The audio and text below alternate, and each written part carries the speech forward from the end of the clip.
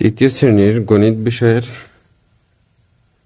গুণ ও ভাগের সম্পর্ক অধ্যায়ের আমরা 3 নম্বর একটি নিজে করি 3 নম্বর অঙ্কগুলো প্র্যাকটিস করব। পেজ নাম্বার হচ্ছে 83। তো আমরা দেখি 18/6 গুণ হচ্ছে 7 সমান কত হতে পারে। তাহলে 18-কে 6 দিয়ে ভাগ দিলে 6 ঘরের নামতা পড়ি 3 6 18, তাহলে 3 পেলাম। 3 গুণ 7, 3 7 21, 3 7 21, আমরা 21 লিখব। এরপরে আছে 42 ভাগ হচ্ছে 7 গুণ হচ্ছে 8, তাহলে 42-কে 7 দিয়ে ভাগ করলে হয় 6, 6 7 42, তাহলে 6 পেলাম। আবার 6 গুণ তাহলে 8, 6 এটা 48, এখানে আমরা 48 লিখব।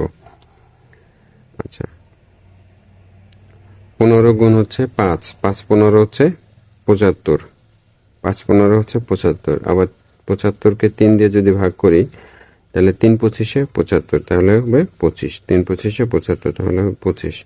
72 ভাগ হচ্ছে 8 গুণ হচ্ছে 10, তাহলে 72-কে 8 দিয়ে ভাগ করলে 8 নং 72, 9 পেলাম। 9-কে আবার 10 দিয়ে গুণ করব, 9 10-কে 90।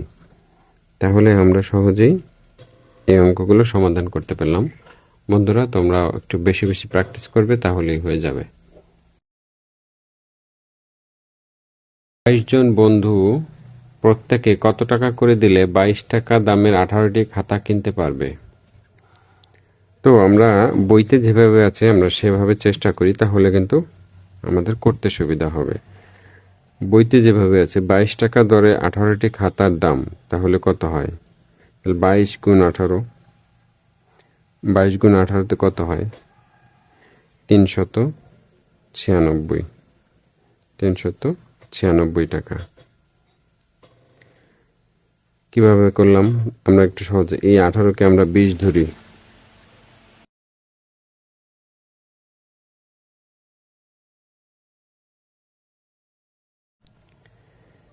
20 ধরে 20 গুণ 22, তাহলে যেহেতু ডান পাশে আমার শূন্য আছে, তাহলে 20 গুণ 22-এ তাহলে 22 দুগুণে 44, 440 হয়। তার থেকে আমি এখানে 2টা 22 কম নেব, তাহলে 1 22-এ 22 আর 2 22-এ 44, তাহলে 440 থেকে 44 যদি যায় তাহলে 396 থাকে। এভাবে আমরা মুখে মুখে গুণ করতে পারি। 12 জন বন্ধু দেয় কত? 396 টাকা। অতএব একজন বন্ধু কত দিবে? তাহলে 396 ভাগ হচ্ছে 12, তাহলে লিখি 396 ভাগ হচ্ছে 12। 396-কে 12 দিয়ে যদি আমরা ভাগ করি কত পাই? তাহলে 12 39-এর মধ্যে কয়বার যায়? 3 বার যায়। 3 12 36, 3 12 36 মনে মনে লিখলাম। এখানে বিয়োগ করে থাকে 3, 3 আর 6 কেটে নিয়ে আসলাম, তাহলে 36 হলো। আবারও 3 বার যায়, 3 12 36, হতে 33 টাকা। তাহলে প্রত্যেকে দেয় 33 টাকা করে।